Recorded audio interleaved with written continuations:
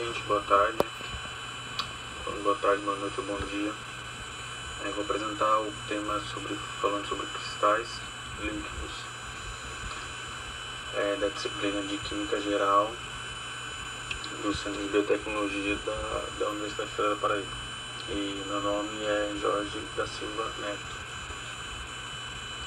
Então vamos lá, vamos começar. Aqui uma pequena introdução que a gente vai falar um pouco sobre os cristais líquidos. Os cristais líquidos são uma classe de materiais que podem se apresentar em estados de matéria compreendidos entre o líquido e o sólido.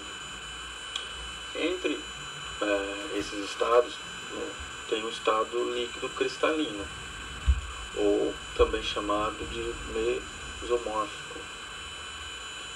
Os cristais líquidos eles também apresentam simultaneamente várias propriedades físicas características dos líquidos, ou seja, um exemplo que podemos dar é a fluidez e propriedades físicas típicas dos sólidos.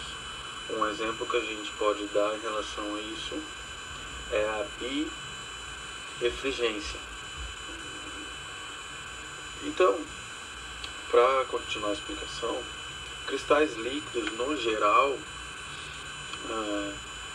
são constituídos por moléculas orgânicas assintométricas e onde essas moléculas têm uma das suas dimensões, essas moléculas têm as suas dimensões muito maior do que as restantes, do que as outras moléculas existentes.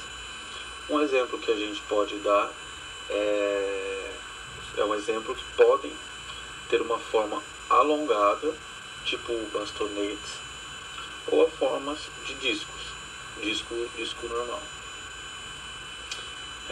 Continuando, no estado isótropo. Nesse estado, é comum em um líquido as moléculas do cristal líquido se encontrarem totalmente desordenadas, totalmente fora de ordem. E os seus centros de massas eles vão estar distribuídos aleatoriamente no espaço. No estado líquido cristalino, as moléculas podem e elas vão apresentar vários níveis de ordem molecular. Um exemplo nisso é a ordem orientacional e também, o mesmo exemplo, é a ordem posicional. E também tipicamente em um cristal líquido, moléculas alongadas podem alinhar-se paralelamente entre si e quando eles se alinham entre si eles vão seguir uma direção que só pode definir por um pseudo-vetor. Isso não é um vetor em si, que se designa por um pneumático, que é algo semelhante, parecido a palitos de fósforo assim, dentro de uma caixa. E também, dependendo da temperatura, você consegue observar diferentes valores de ordem orientacional. E também em muitos cristais líquidos, as moléculas, nos diversos cristais líquidos, as moléculas possuem dipolos, ou seja, são dipolos elétricos, momento dipolar, e também podem ser alinhados através de um campo elétrico. Através do campo elétrico consegue todo o alinhamento. Alguns tipos de cristais líquidos eles apresentam cores fortes, ou seja, são cores que alteram sobre a ação de temperatura, de pressão, campo elétrico e magnético. Outros têm rápidas respostas, que são os eletroópticos, na presença do campo elétrico. Por esses motivos, o cristal líquido foi adotado em larga escala pela indústria eletrônica e também usado principalmente para a fabricação de telas para televisões, monitores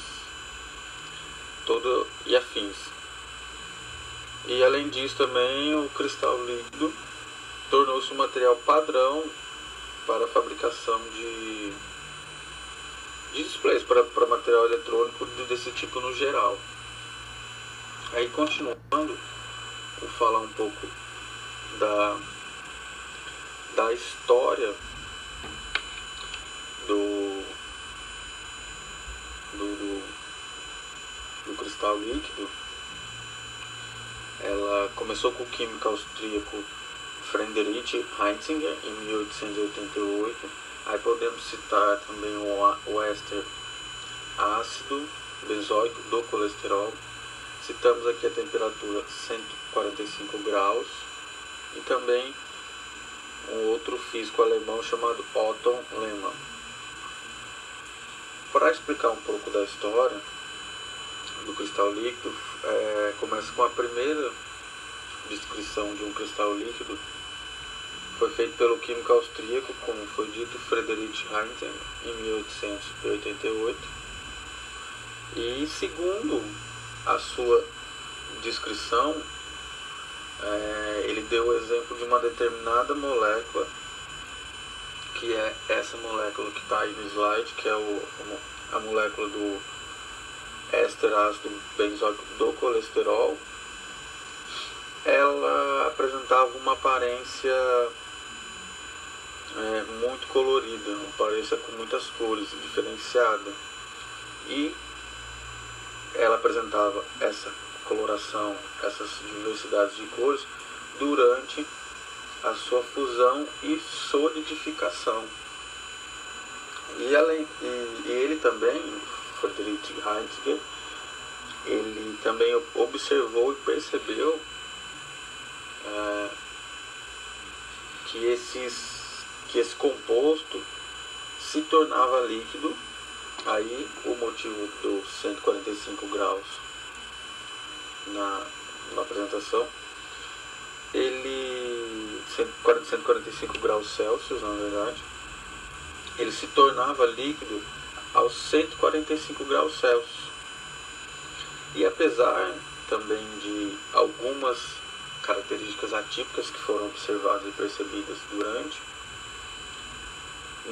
a fase líquida, como uma aparência leitosa e turva, se manteram até os 179 graus, ou seja, todas as características atípicas do líquido na fase líquida, que teve aparência leitosa, como se diz, turva, mais pesada, elas se mantiveram dos 145 graus até 179 graus. Ou seja, acima dessa temperatura de 179 graus, já começou a ter uma diferença. Então, acima dessa temperatura, 79 graus, o líquido tem uma aparência clara e normal, vamos assim dizer, sem ser leitosa, turva, sem nenhuma deformação, vamos dizer, entre aspas. Aí, quando entra o Otto Lehmann, ele era um físico alemão. Ele começou a investigar, pesquisar, ir atrás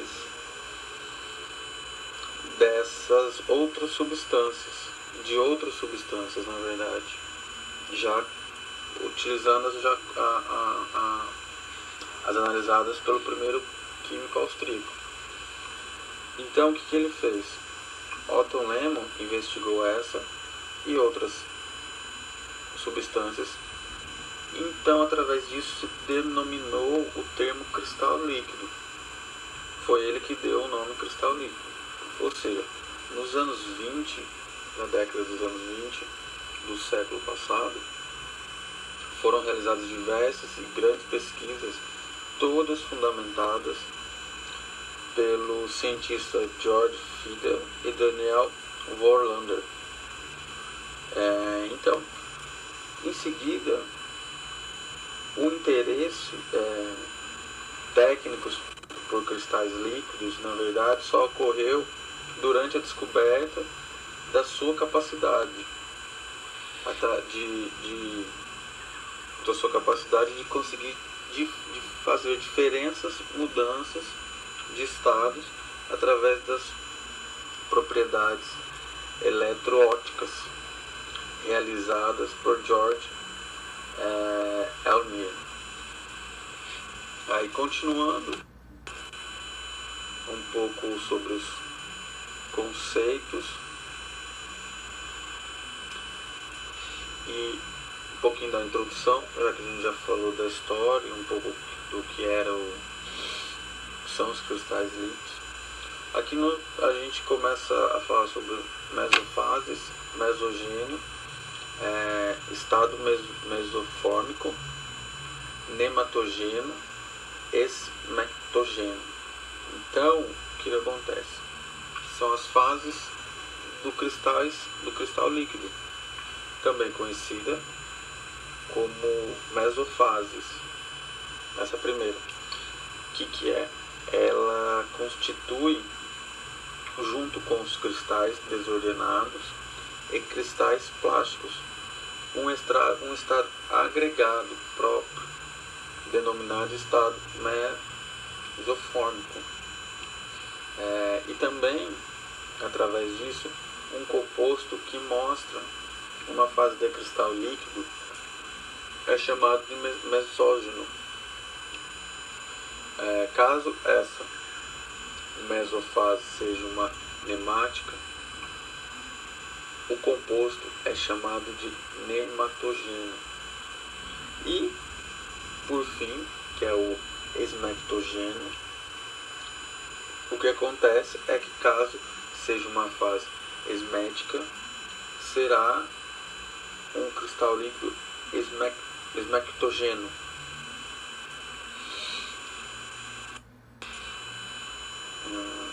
Continuando aqui um pouquinho sobre os conceitos de introdução, o cristal líquido ele pode ser dividido entre liotrópico, termotrópico ou barotrópico.